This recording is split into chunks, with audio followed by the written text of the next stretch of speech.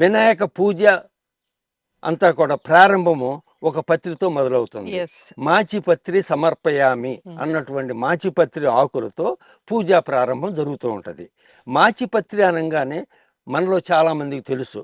మామూలుగా మాచిపత్రిని మన పూలదండల్లో వాడటం, దేవుళ్ళకి, దేవతలకి దండలుగా చేసి వాడటం, ఆడపిల్లలు మన మల్లెపూలు లాంటి దండలుగా ఈ ఆ మాచిపత్రి కూడా పెట్టుకుని వాడటం ఇలా మామూలుగా ప్రాక్టీస్ అనమాట మనందరికీ ఇక్కడ.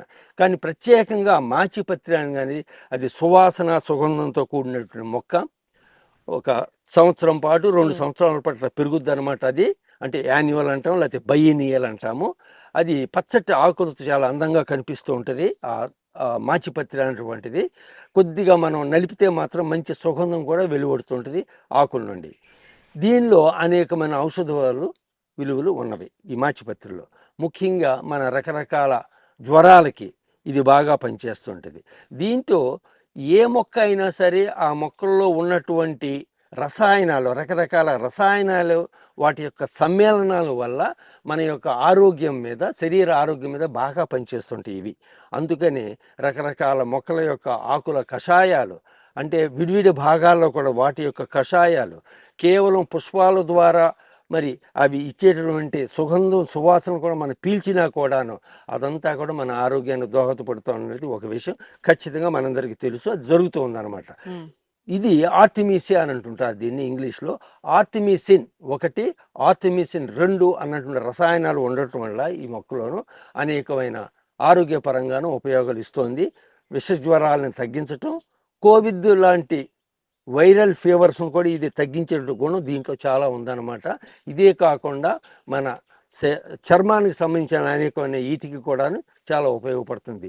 ఈ మొక్కని ఏంటంటే మనం ఒక 4-5 ఆకులు తీసుకుని కషాయంగా చేసుకుని మనం సేవిస్తే మనలో ఉన్న కొన్ని దుర్గుణాలు, కొన్ని అనారోగ్య కారణాలను కూడా తీసేస్తే ఆరోగ్యవంతంగా ఉండి కొంచెం దృఢంగా ఉంచుతారనమాట ఈ మాచిపత్రి అన్నటువంటిది. ఫస్ట్ మనం ఇదే మాచిపత్రిని పెడతాం కదా పత్రిలో. ఈ పత్రిలో ఈ మాచిపత్రిని మనం వాడతాము. అందుకనే వినాయక పూజా ప్రారంభం కూడా మాచిపత్రి సమర్పయామని మొదలు పెడతాం. దీని తర్వాత ఇంకా 20 రకాల పత్రులు కూడా వస్తుంటాయి.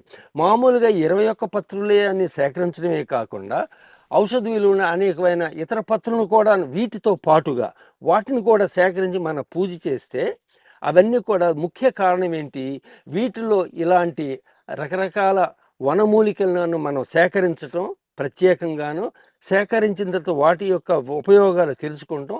అప్పుడు మనకి బాగా శ్రద్ధ కూడా కలుగుతుంది. ఇలాంటి మొక్కలన్నీ కూడాను అనేకమైన ఔషధ విలువలు ఉన్నాయి కాబట్టి ఈ మొక్కల్ని మనం సాధ్యమైనంత వరకు మన వీలును బట్టి మనమే కానీ పెంచుకుంటే, మన ఎదురుగానే ఉంటే ఇవన్నీ కూడా వాటి నుంచి రకరకాల ఉపయోగాలు కూడా మనం తీసి ఆరోగ్యాన్ని కాపాడుకోవచ్చు అనే దృఢ సంకల్పం అలా కలుగుతుంది. కాబట్టి ఈ సేకరణ కానీ, ఉపయోగం కానీ, పూజాభావం కానీ, పవిత్రత కానీ మన పూర్వీకులు అట్లా జోడించారన్నమాట వీటికి.